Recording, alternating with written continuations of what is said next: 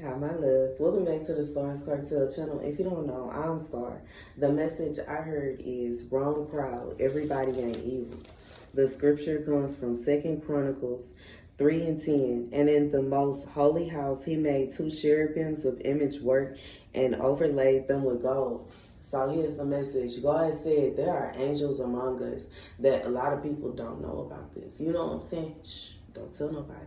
But you don't know who is an angel. And just because somebody don't look like an angel don't mean they're an angel. Now, what God said is somebody you have been dealing with some kind of, it's almost like it's an attack of the enemy, but it's an attack that most people are I just feel like you being pushed away or your complaints are being torn aside. It could be a situation where people trying to make it seem as if you tripping. God said there are angels among you. Okay, and it's not a situation where they see that you've been doing wrong, you've been done wrong, and they just okay with that. Like some people don't care if you know what I'm saying. I feel like I thinking about this because I was watching it the other day, The Color Purple, and how Celia was being treated. And most of the people didn't give.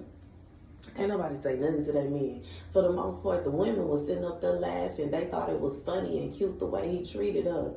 The only person that cared was Suge. And it's crazy and wild because Suge was literally sleeping with her husband. But baby, you know what I'm saying? When Suge come in, she got to get the house clean and she got to do this, that, and all this stuff. Baby, y'all don't understand the amount of rage, anger, and frustration I felt every time I watched the scene of Celie cleaning her house top to bottom so her husband can sleep with somebody else. And I get it. She didn't like having it. You know what I'm saying? But dang, the disrespect. And then here comes Suge and she got to take care. She got to bathe. She got to do all this stuff. She ain't no dang maid. She's supposed to be the queen of the house. She's supposed to be queen of her castle. And she being treated like, you know what I'm saying?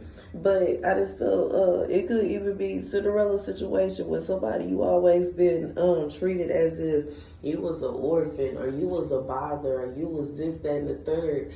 When in reality, you don't deserve to be treated like that. And God is saying everybody is not okay with that. And there are some people that have been noticing the way that you have been treated.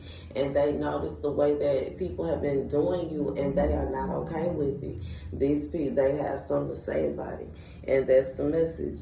God said everybody is not evil. It's not going to be a situation where you've been done wrong and everybody is going to be clapping like, yeah, carry on. And then do worse. And then do more. And then do this. And then do that. Because when it really comes down to it, we are all people, bro, with emotions and feelings and etc. And I'm just being real. If you can't relate to somebody else and you don't have no empathy, you a demon, bro. How is it possible you don't understand how that person feels? Put yourself in their shoes. How is that hard? I don't understand how people that try to act like they can't sympathize with someone else. It's almost like it's not hard, bro. It's not hard to put your, like when I was watching the movie The Other Woman, it wasn't hard for me to put myself in anybody's shoes, bro. It wasn't hard for me to put myself in Kate's shoes as a wife who was opening the door to her husband's mistress in this sexy plumber outfit, talking about she's looking for, like, what? Who are you? I can put myself in her shoes. I can put myself in her shoes of trying to figure out who is this woman? Where does she work? What is she doing at my house? And going and looking for her and trying to, are you sleeping with my husband?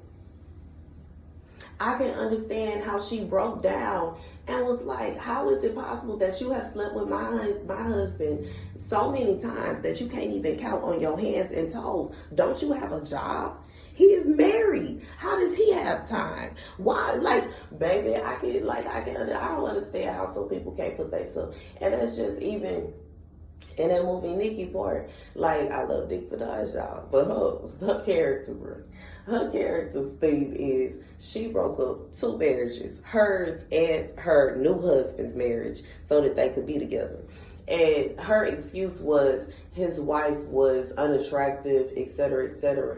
Just because you're not attracted to somebody don't mean that they don't deserve to be married. It don't mean that all of a sudden you deserve to have a husband or wife. It don't mean that all of a sudden, because how would you feel if you were in your happily ever after with your person and here comes somebody that think that you're ugly?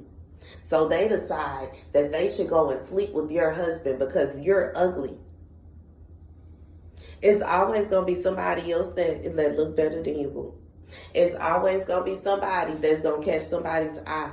And what you don't want to do is rank up all this bad juju, bad energy to where what goes around comes around. What goes around comes around. When it's your turn, when it is your turn, when it is your turn, when it is your turn, when it is your turn, and you are faced with the option of knowing that somebody have a wife, a husband, or whatever, and they are coming to you, it's your turn. What you gonna do about it? And how would you feel if that was your person?